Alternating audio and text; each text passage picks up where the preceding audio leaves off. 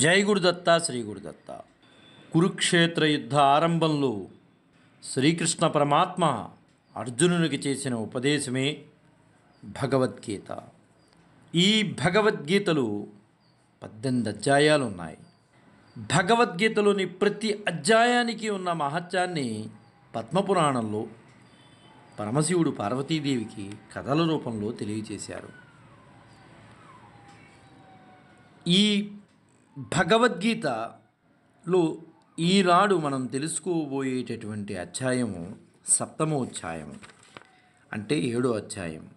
ఈ 7వ అధ్యాయం పేరు జ్ఞాన విజ్ఞాన యోగం. పార్వతీదేవికి పరమశివుడు 7వ అధ్యాయం యొక్క విశిష్టతను, మహత్యాన్ని వివరిస్తున్నారు. అది మనం విందాం. పార్వతి, నీకు ఇప్పుడు 7వ అధ్యాయం యొక్క